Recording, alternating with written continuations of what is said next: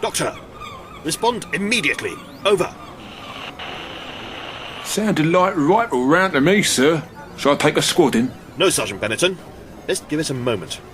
That might have been Dr. WHeasel doing something dashed clever with, well, I don't know, radiator valves and candy floss to close the dimensional whatchamacallit he was talking about. If you say so, sir.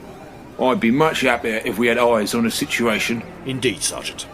But given the effects of that thingy's had on those poor unfortunates, I'm really not sure it's the best course of action. Brigade Leader? If it's not too much bother, could someone come and get me out of here? With all due alacrity? Right, that tears it. Benetton, Corporal Wilkins, advance into that arcade and extract the doctor. Eyes away from that light, chaps, and you'll probably be safe. Sir, right away, sir. Come on, Wilkins. Time to save the world. One more time. I do hope to heck you're going to be okay, Dr. WHeasel. I'm not sure we're ready to live in a world without you. A dimensional rift has erupted in northern Lincolnshire, threatening disruption to fishing imports and carefree days on the beach alike. With innocent holidaymakers converted into crazed marauders, Advick Goose rendered insensible, and even Dr. WHeasel himself under direct attack. Can Entity alone save the day now? We'll have to cross our fingers and hope for the best in Dr. WHeasel and the Spectres of Cleethorpes, Part 3!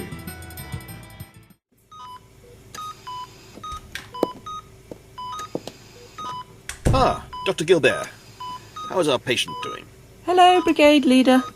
I'll admit to being slightly baffled by his readings. His vital signs are completely atypical, so giving a definite prognosis isn't possible. But in general, can you tell me if Dr. WHeasel is going to pull through? Looked like a simple shoulder wound to me. Yes, it was. Or at least as simple as these things can be. The round passed cleanly through, meaning it was easier to treat the wound. Were this a normal patient, I'd say everything pointed to a smooth, if painful, recovery. Yes, quite. Although we've known for some time that the doctor here isn't what you might call, local. At least not to Earth. Ah, which explains why he's not presenting typical physical readings. The wound is certainly showing signs of vascular and soft tissue regeneration far in excess of what I'd expect. Capital. Truly capital. You've done your usual exemplary work, Barbara. You're a credit to Entity. I'm sure Dr. WHeasel will be back on his paws in no time. I'm not sure that praise is entirely justified, Alan. He's got a remarkable body.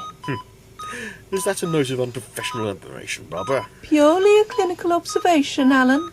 I keep wondering what medical advances we might spark if I could just spend some time studying him. Oh, no, Advick. You may not ride the toaster into town for candy floss again. I've told you before, it gets mud all over the crumb tray. Ah, Doctor, finally! Can you hear me? You've been attacked by persons unknown, but I have you under the capable care of Entity's M.O. Explains the splitting headache and the smell of starched sheets. Wait, where are my clothes? Brigade Leader, quiet the guard! Notify Parliament! Someone's made off with my silk undercrackers! Dr. WHeasel. I'm Dr. Gilbert. I've been taking care of you. We had to remove your clothing in order to attend to your injury. You're quite safe on that chair, although I had to cut away your jacket and shirt to treat you. I loved that jacket. It was like a second son to me. I assume your lot can rustle me up something to wear, Brigade Leader? I'm not sure I like the idea of strutting around in only my trousers. I'm quite sure there's some service overalls your size, Doctor. Now, they might not be the height of antiquarian fashion, but doubtless they'll suffice. Now, with that dealt with, I need to ask you about the attack. Did you see who shot you? No, they were mostly in shadow. I thought it was one of your chaps initially. Certainly wasn't anything related to the dimensional tear. Oh, Brigade Leader, the rift! It had quite slipped my mind. Don't worry about it, Dr. WHeasel.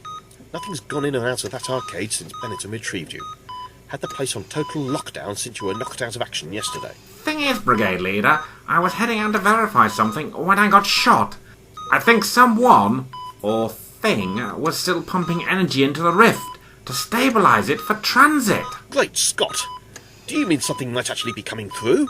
Are we going to have to evacuate the whole of Cleethorpes? Maybe, although as best as I could tell, the mind scrambling was only a side effect from your primitive brains being exposed to extra-dimensional energies.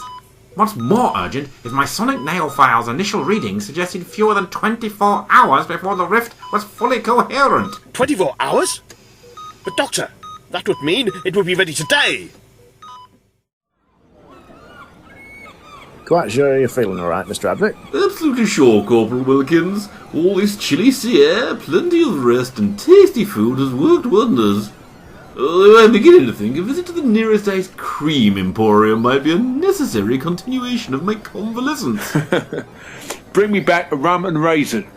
It's only work keeping a watch on this arcade while we wait for Dr. WHeasel to pull through. I wouldn't worry, Sergeant Benetton. The Doctor is a surprisingly resilient fellow. It'll take more than being shot at point blank to take him out of action. Probably. That's the spirit, Advick. There, did you hear something? Here? I can see something too, Corporal. Look at the arcade. There's light blazing out of every orifice. Everyone shield your eyes. Don't look into the light.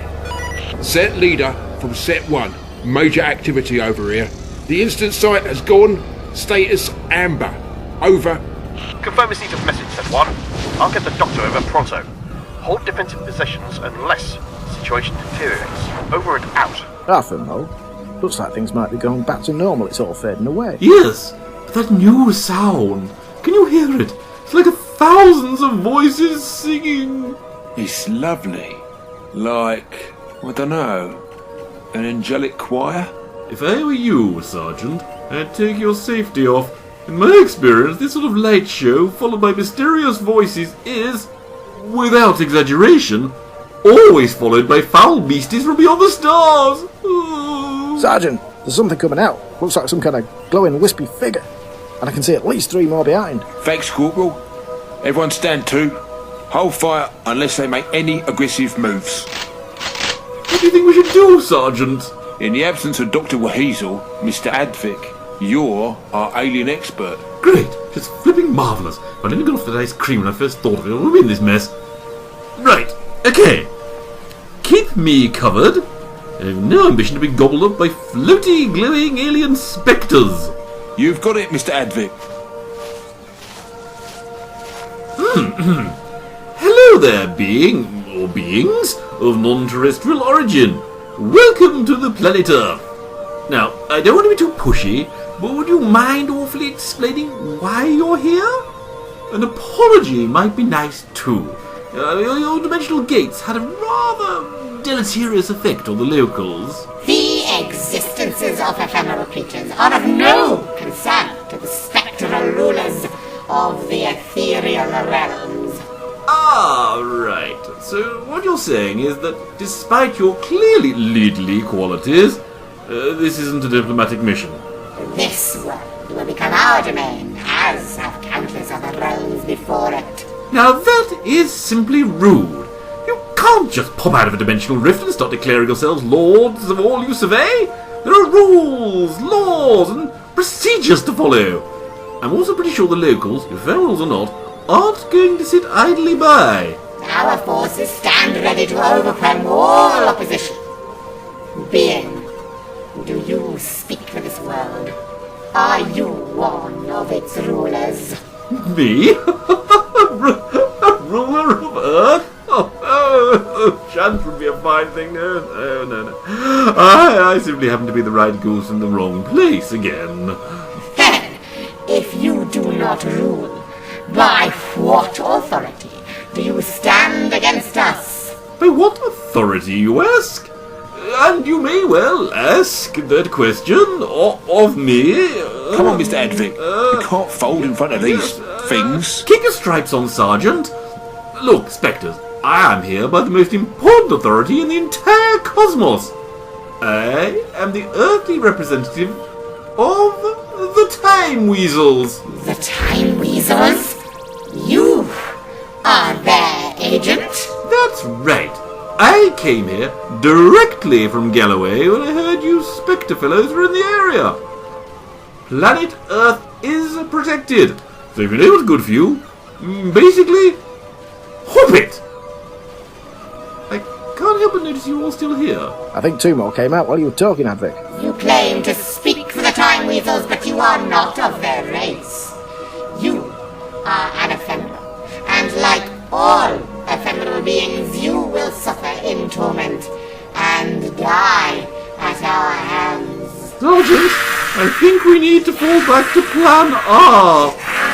As in, run away!